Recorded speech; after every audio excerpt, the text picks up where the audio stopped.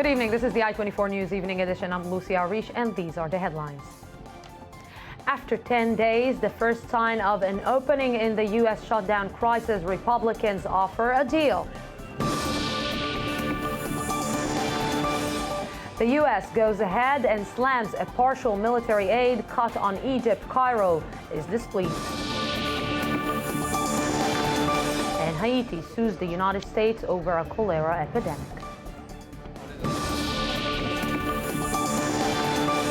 Good evening, and we begin with a rolling news story. After 10 days of stalemate, an end might be in sight to the U.S. shutdown, which has all but paralyzed the American economy and government. The Republicans today offer President Barack Obama a deal. I-24 News correspondent Charles Biblitzer has the details. After 10 days of quiet stalemate, the debate over the ongoing U.S. government shutdown heated up on Thursday. The Republican-led House of Representatives is reportedly set to offer President Barack Obama a 6-week increase in the federal debt limit if he will agree to negotiate on a broad range of fiscal issues, including the impasse over federal funding. According to Republican sources, the plan to extend U.S. borrowing capacity would be conditioned on Obama and Democrats entering into negotiations, which they have previously refused to do. In response, a White House official said that while Obama is willing to look at the proposal, he insists that lawmakers end the shutdown before negotiations on passing a budget take place. Obama is also purportedly unwilling to bend on the amount the debt ceiling would be raised. U.S. House of Representatives Speaker John Boehner is set to meet with Obama later today. Yes, after 10 days. Moving on, the U.S. decision yesterday to partially suspend military aid to Egypt has drawn sharp criticism from Cairo. The freeze will cover hundreds of millions of dollars of heavy weaponry and cash. I-24 News correspondent Eli Hochenberg has more. After the surprising U.S. announcement yesterday to suspend military aid to Egypt, the Obama administration is drawing criticism from Cairo. Washington has long provided Egypt with about $1.55 billion in annual aid, including $1.3 billion earmarked for the military. The declared freeze includes reserve deliveries of tanks, fighter aircraft, helicopters and missiles, as well as $260 million in cash aid, but left some other aid programs intact. The State Department said, however, it will continue military support for counterterrorism, counterproliferation and security in the Sinai Peninsula, which borders U.S. ally Israel. It will also continue to provide funding in areas such as education, health and private sector development. Analysts say this holding back of aid will not really damage the Egyptian army, and it's more of a slap on the wrist. The US decided to halt some aid to the army-backed government following a crackdown on the Muslim Brotherhood, which plunged the country into a violent political crisis. The move demonstrated American unhappiness with Egypt's past since Morsi was ousted.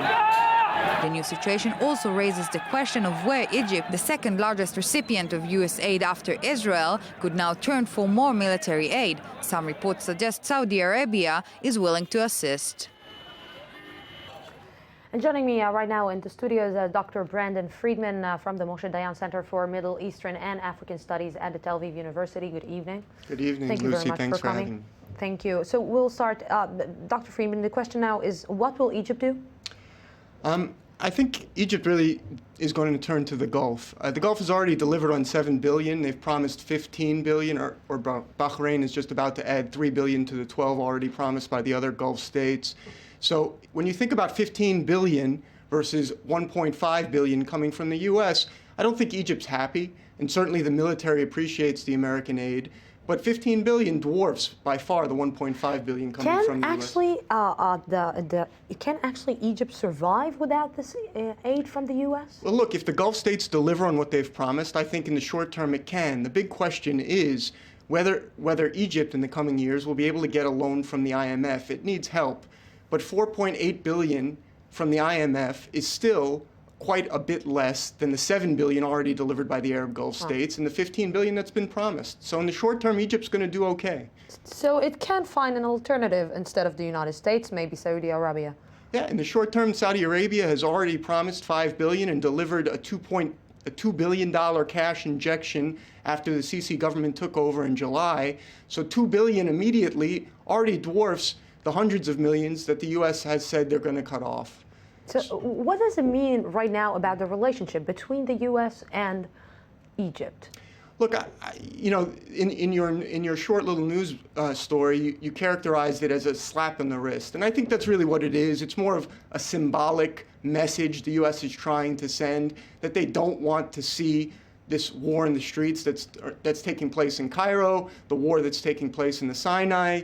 And I think ultimately what I take away from this is, how is Egypt going to respond? Typically, it allows U.S. overflight access over Egypt in its airspace. It allows the U.S. privilege thorough through in the Suez Canal. And the question is whether Egypt's going to try to send the U.S. a message vis-a-vis Israel. And I think when it comes to that, that's where we here are most concerned. Thank you very much, Dr. Brandon Friedman, for this insight on the subject. And to understand the Israeli point of view, joining me now is Yoav Limor, military analyst for the Israel Hayom Daily and for I-24 News. Good evening, Yoav. Good evening, Lucy. So Israel is unhappy that the aid has been cut. Why? Israel is not happy at all. I mean, the relationship between Israel and Egypt and the whole situation in our southern border is very delicate. So cutting that aid means that the current regime might be more fragile, and a more fragile regime in Cairo means a more fragile Sinai and a more fragile border. So Israel wants to see a stronger regime in Egypt, the current regime.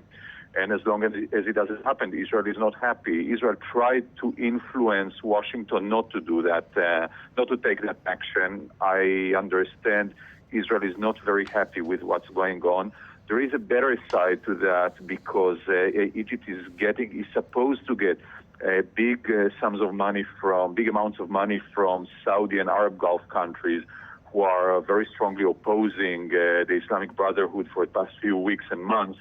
But if you look at the direct relationship between Cairo and Washington, it's a point of trouble, it's a point of a headache to Israel, and I bet Israel is not very happy with what's going on. And what does it say about let's say, the coordination or the cooperation between the Israeli military and the Egyptian military in the Sinai Peninsula? Lucy, I can't truly telling you, I can't see any direct influence on that.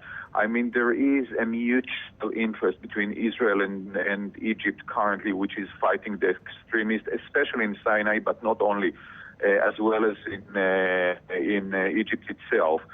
So the mutual interests are larger than the disputes. I can't see Egypt fighting Washington via Jerusalem. It's too risky for Egypt. But it is a point of concern to Jerusalem. I mean, when such a strategic relationship is at stake, and that's what's going on between Washington and Cairo currently, it's a matter of concern to Israel as well, because the peace treaty between Israel and Cairo is a strategic asset to Israel, and when it's at risk, Israel is troubled. Okay, Yoav Limor, our I-24 News military analyst, thank you very much for this. And we're moving on. A drama in Libya. Prime Minister Ali Zaidan was kidnapped today and released several hours later. A militia group abducted him following the U.S. raid, which captured a suspected al-Qaeda terrorist. I-24 News correspondent Shahar Peled has the story. Almost 6 hours after his kidnapping, Ali Zaidan, the Libyan prime minister, was freed by the former rebel gunmen who were holding him. The prime minister is safe, and he has been released by those who kidnapped him. Without one shot being fired, the prime minister was snatched earlier today from the Corinthia Hotel, where many diplomats and top government officials live. Although the hotel is regarded as one of the most secure places in Tripoli, up to 150 gunmen easily managed to fool security, pretending to hold an official arrest warrant. People came. I signed with a paper from the prosecutor general with an order for the arrest of the prime minister, and they show it to the guys. They were revolutionaries.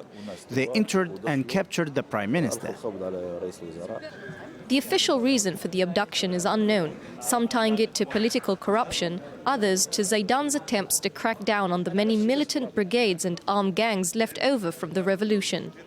The militia group, known as the Operations Room of Libya's revolutionaries, said it arrested Zaidan as retaliation over the US Special Forces raid on Saturday, which seized Libyan al-Qaeda suspect known as Abu Anas al-Libi. Zaidan, a former diplomat and opposition activist in exile against Gaddafi, is seen as a liberal with close ties to the West, though he denied all knowledge of the American operation. Reportedly, Zaidan was released after his captors were confronted by protesters who opened fire at the building where Zaidan was being held. The kidnapping, however brief, marks a new low in a nation already in great turmoil. In a post-Gaddafi political culture, it also suggests how easily leaders might be toppled in a region where power still comes from the barrel of a gun.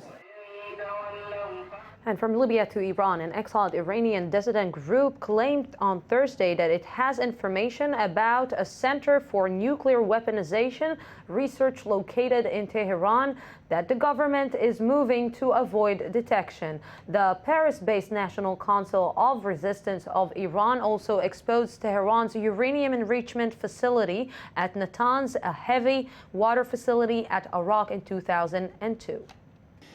What we are worried about that is that Iranian regime tries to deceive Western countries by a smile and very kind gests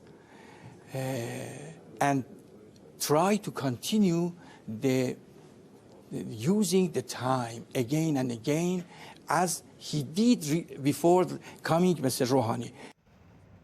And we're continuing with Iran. The Western powers, the P5+1, meet next week, and their talks could result in easing sanctions against Iran. These sanctions have crippled the local economy over the last few years, but to what extent? More in the next report by Anthony Lesme and Daniel Roth from the I-24 News Economic Magazine.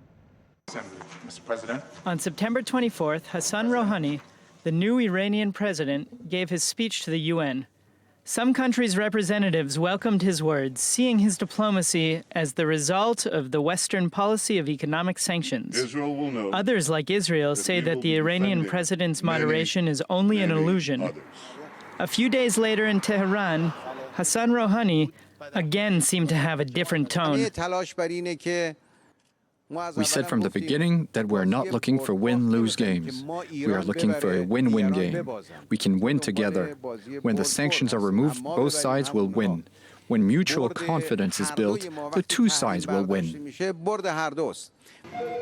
One reason for Rouhani to reach out may be that the Iranian economy deteriorated sharply over the last 2 years.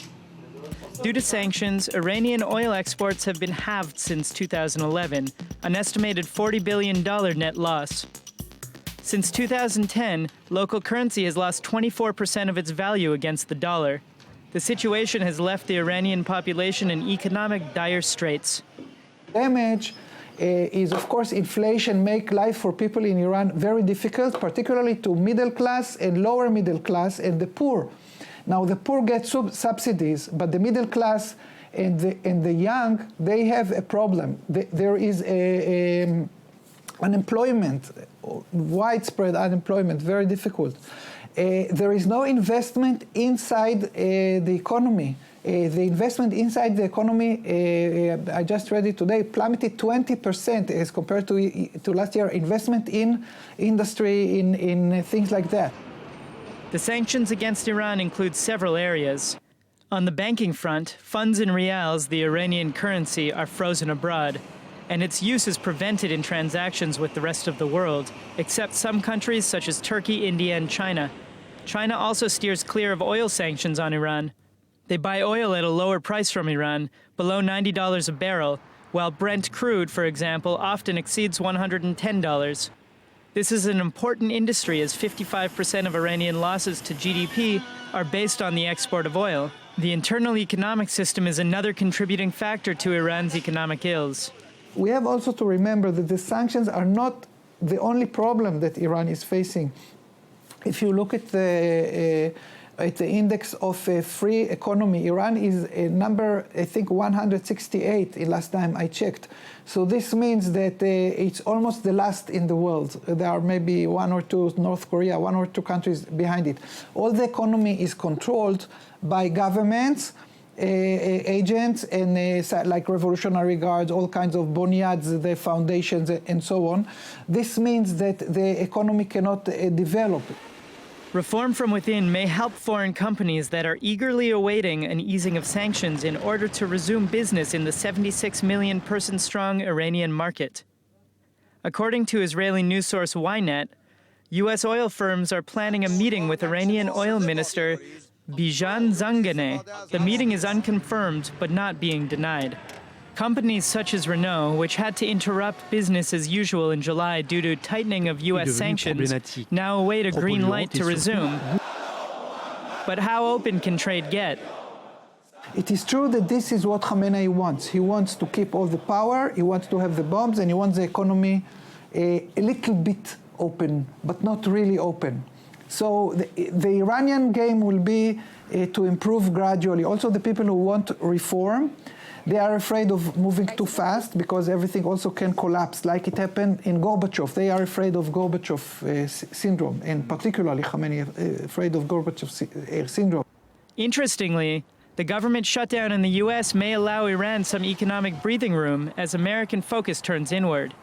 This may mean that more Iranians are able to find work in the coming months. The Iranian-American rapprochement has had an economic impact already, stabilizing the rial against the dollar. And we'll be talking more about Iran in our I-24 News one-on-one evening edition. But now we're moving on to a completely different subject. Joining me now via Skype from Ramallah is I-24 News correspondent Mohammed Najib. Good evening. Marhaba, Mohammed. Marhaba, Lucy. So we read today that Hamas is calling on President Abbas' faction to meet to counter what they are calling Israel's scheme on Jerusalem. What can you tell us about that? Hamas and its leader Mishal feels the concern of dividing Al-Aqsa Mosque between Muslims and Jewish, and Fatah share them the main concern. Hamas fears that the ongoing negotiations with Israel could lead for an agreement over Jerusalem that doesn't match Hamas' expectation. And Mishal, who was disappearing since the double down of the late Egyptian President Mohammed Morsi, and he has nothing to tell his supporter and Hamas why he has made these allies with Egypt and Qatar, find this an opportunity to tell his people there is an issue to tell you about. It's Al-Aqsa threat and what's going in Jerusalem. So he tried to address emotionally his followers that he has something to tell them after his long absence. So what can these two groups actually agree on something?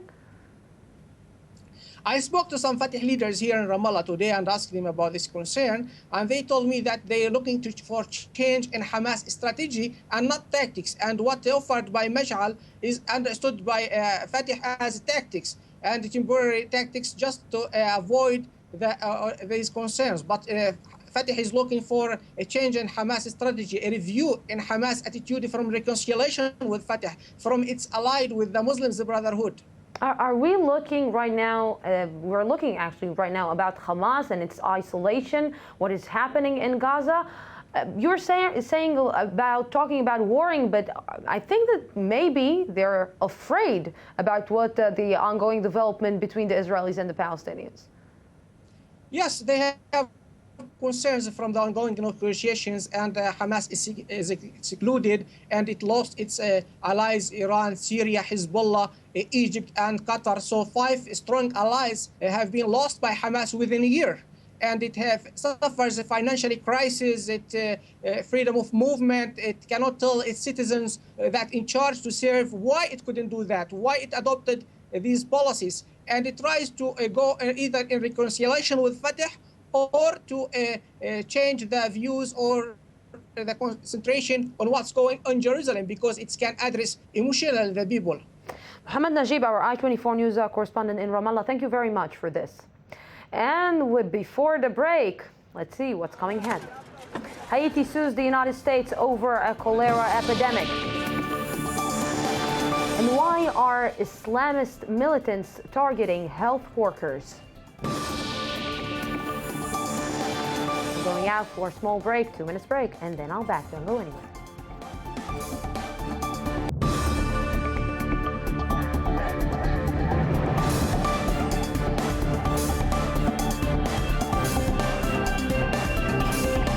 Welcome back, and we're moving on. Canadian author Alice Munro has won the Nobel Prize in Literature, with the committee in Sweden describing her as, quote, the master of the contemporary short story.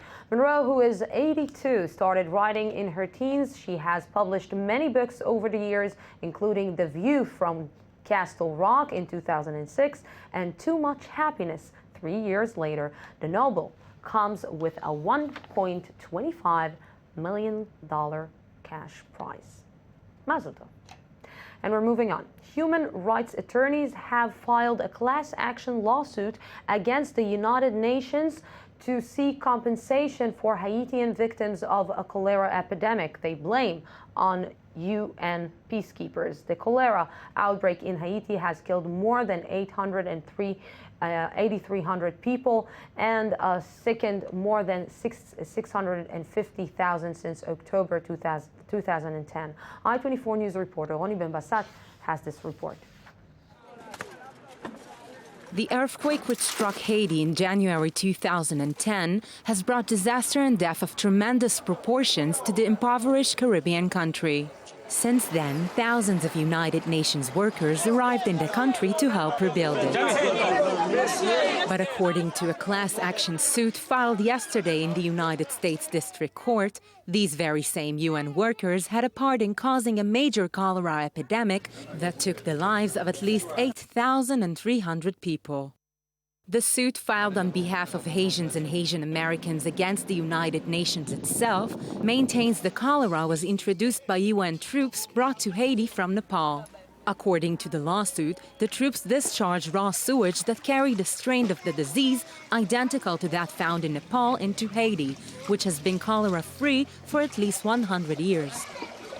The human rights lawyers who filed the lawsuit are seeking compensation for the victims' families and for the 679,000 people who had fallen ill since the outbreak began in October 2010. Over the past year, there have been several attempts to reach a settlement with the United Nations, but the world body has been claiming the complaint was non-receivable under a 1946 convention setting out the UN's immunities for its own actions. According to the Institute for Justice and Democracy in Haiti, studies have shown it would take 10 years and $2.2 billion to bring an end to cholera in the country. Meanwhile, the disease continues to kill about 1,000 Haitians a year. And moving on, the father of former U.S. spy agency contractor Edward Snowden has arrived in Moscow to see his son. Edward Snowden is wanted in the United States on espionage charges. However, Russia granted him asylum on August 1st. Lon Snowden said that he has had no direct contact with his son, but nevertheless felt, quote, extreme gratitude that he is safe and secure and free. Edward Snowden's exact whereabouts in Russia remain unknown. And we're moving. Russian lawmakers introduced a new controversial law today that could see gay couples lose custody of their adopted children. I-24 News reporter Uli Shapira has the story. Adoption and gay rights, two of the hot topics that Putin administration mismanaged recently, finally come together as the Russian Duma presented a new law that might remove child custody rights from homosexual parents. Russia has become a symbol of intolerance and the enemy of liberals around the globe in the last couple of months, starting from the arrest of the Pussy Riot punk rock band who attacked Putin's administration, the detention of 30 Greenpeace activists and other scandals in the region. But above everything stands the claim of the violation of gay rights in Russia. Look what is happening. What is happening is an arrest, an illegal arrest for a solo picket. Look, they are wringing my arms. Everything that's happening here is illegal. Tension is high in Russia as the Sochi Winter Olympic Games approach. The Games have become the perfect platform for those who want to oppose the violation of gay rights and ban the event. There's no democracy and no freedom of expression. The situation facing minorities is a joke. Meanwhile, Russian lawmakers are not stepping down. After last year's controversial approval of a law that limits American citizens from adopting Russian children, they targeted gay couples. The gay community said today it has not had the last word on the subject. Sochi, it seems, will be very hot this year. And joining me on now is Mr. David Golan. Mr. Golan, thank you very much for coming to our studio. What is exactly happening in Russia right now? How come they're still continuing with this anti-gay campaign? Well, I think Russia is behind the times. The whole Western world has recognized that gay people are normal people. They are worried about gay parents, and in my experience, I don't have children of my own, but I've seen children who grew up in homes where there are two fathers or two mothers. They are now in their 20s, the children, and they grew up to be a very normal, respectable, most of them straight people. The Russians don't know that. They invent theories, and all those people who are homophobic invent theories saying that children must have a mother and a father in a so-called normal family. Otherwise, they will be destroyed or will be abnormal. And that's totally an invented theory. But how come? Does it come from the Russian culture? We're in such an open era, technological era, where you can see on TV, on internet, on everyday life, you can see gay marriage, and you can understand that it's something very normal, and this is not unnormal to the world. How come Russia is not accepting that? I think the Russians are not yet exposed to this. I'm not sure what's being broadcast on Russian TV networks. They have not yet been exposed to this. In the West, I think the media have been showing it, in Israel as well, everywhere.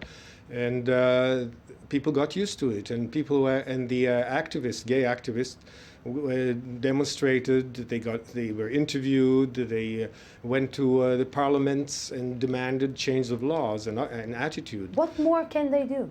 The Russians? Yes. Well, gay Russians are on the right path. They're demonstrating. They're showing the world. First of all, showing to the world in what terrible state they are. And once they may probably shame the Russian government into giving them equal rights. Eventually, I mean, it's a very slow process. In many countries, it took time. In the United States, don't ask, don't tell, just was changed very recently. In Israel, gay rights were evolved very slowly, and finally in the 90s, it's almost equal. So I think it's a matter of time. So I think just hammering at it, demonstrating, talking, shaming them in such a big event as Sochi would probably force them eventually to change the laws. Mr. David Golan, thank you very much for this insight on the subject. Thank you. You're very welcome. And we are moving on to the next subject. The leader of Azerbaijan's main opposition group has vowed to contest the outcome of yesterday's presidential elections. Jamil Hassanli said he would challenge the result in court after he completes gathering information on cases of voting violations, which he said including ballot stuffing, multiple voting, and police interference. Azerbaijani President Ilham Aliyev won the election and a third term in office with nearly 85% of the vote. Earlier this week, 2 polio workers were killed in a bomb attack in Pakistan. They are the latest in an increasing number of health workers to be targeted by Islamic militants. I-24 News correspondent Charles Biblitzer takes a look at this story. On Monday, 2 people were killed and 13 others were wounded when a bomb exploded on the outskirts of the violence-plagued city of Peshawar. While the indiscriminate use of terror is an all too familiar occurrence in Pakistan, this attack was particular, precisely for its particularity, namely that its target was as specific as it was surprising, a polio vaccination team. Polio workers have been attacked repeatedly in Pakistan since the Taliban denounced vaccination as a Western plot to sterilize Muslims. Last year, a Taliban commander went so far as to announce a ban on polio vaccines for all children in the region, so long as the United States continued its campaign of drone strikes in Pakistan. The Taliban began targeting anti-polio campaigns after it was revealed that U.S. intelligence used a fake vaccination program to help locate former al-Qaeda leader Osama bin Laden. The CIA used the program to collect DNA samples from residents of bin Laden's compound in Abbottabad to verify his presence there. The increasing prevalence of attacks is hampering efforts by global health organizations to eradicate polio, a virus which generally affects young children and which can cause paralysis within hours of infection. Since July 2012, at least 22 polio workers have been killed worldwide. This past February, 9 health workers were gunned down by Islamists in Nigeria. While the first polio vaccine was developed in the 1950s, the global effort to eradicate the disease only began in 1988. This effort has reduced the number of annual diagnosed cases by 99%, from an estimated 350,000 in the late 1980s to a low of about 220 in 2012. Nevertheless, the disease remains endemic in 3 countries: Pakistan, Afghanistan, and Nigeria. According to the World Health Organization, failure to totally eradicate polio from these remaining strongholds could result in as many as 200,000 new cases every year within the next 10 years. Moving on, researchers have declared a new study on brain degeneration a breakthrough in the quest for a preventative treatment for diseases such as Alzheimer's and Parkinson's. In a rare display, the usually cautious scientists claim this recent study could be a turning point. However, it will still take many years of continued research to develop medication, but the study's results show that it is possible to halt brain degeneration. Let's hope so. Moving on, and Somalia's first radio station run by women for women is building a strong following in the country's war-torn capital. Here's more. In Studio 1 at Casmo FM's Mogadishu station, the hosts adjust the levels before going on air, their henna-stained fingers moving quickly across the soundboard. Launched on International Women's Day in March, Casmo FM is Somalia's first independent community radio station to be run by women for women. In Somali, Casmo means knowledge, and this progressive station has already built a strong following, boasting up to 500,000 listeners a day. Their broadcast is limited to Mogadishu for now, but they have plans of setting up stations in cities across the country. Radio is the primary form of mass communication here, drawing on Somalia's long-standing oral traditions rooted in poetry and debate. A partnership between UNESCO and a local NGO, Casmo FM offers a range of programs covering everything from lifestyle to sports, as well as more hard-hitting stories on the role of businesswomen in the Somali community, gender relations, and violence against women. The goal is not only to entertain, but to stimulate dialogue on women's issues and interests within the Somali community. 2 decades of near-constant conflict in Somalia have had a devastating effect on education levels, especially for women. Trying to promote equality in education is just one way in which Casmo is promoting the rights of Somali women. Their daily broadcast is in itself a sign of the progress the country is making. And now to something tasty. The El Babor restaurant in the northern town of Al-Fahim has been one of the leading Arabic culinary establishments in Israel for the past 17 years, bringing traditional Arabic food to the Israeli public. Fleur Sitruk went to see what's cooking, and I hope that she ate too. Busy in the kitchen, Hussam and his brother Nashat. They're from Kafr Kana in Israel in the north of Galilee. Both chefs are creating traditional Arab cuisine based on local products. It's made their restaurant El Babur a big attraction since it opened in 1996. Yes, that's the old recipe, before 100 years.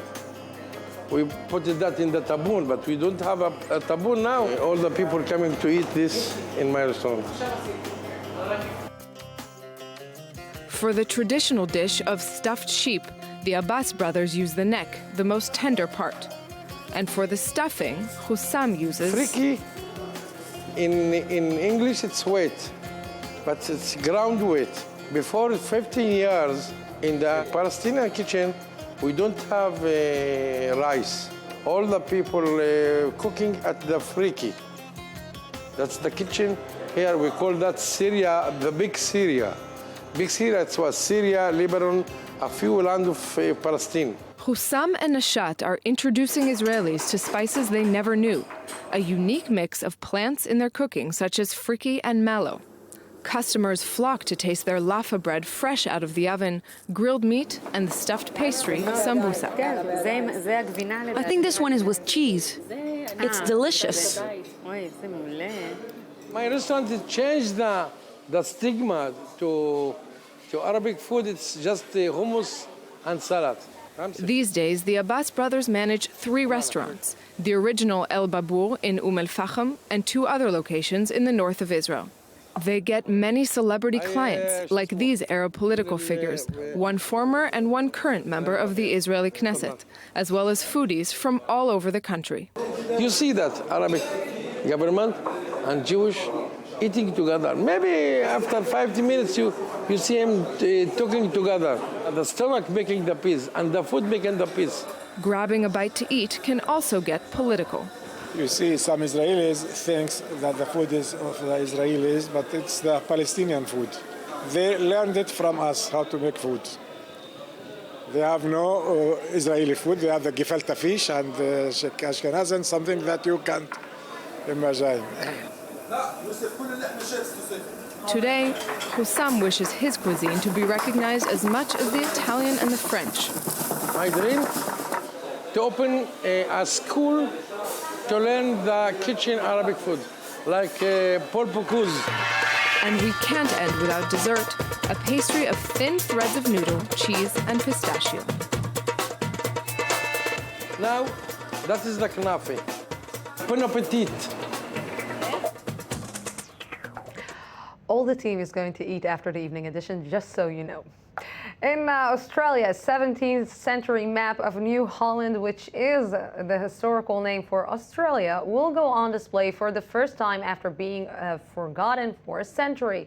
The map, which no one knew existed for about a century, was drawn in the year 1663 by the master cartographer for the Dutch East India Company, John Blau, and it formed the basis for all other maps of New Holland. Captain James Cook used a large-scale map to complete the mapping of Australia in 1770. Yeah, I'm still with the other piece about the food. Coming up after the break, our evening edition continues with I-24 News Daily Debate. Don't go anywhere. I'll be here. I won't go to eat, but I'll be here. 2 minutes.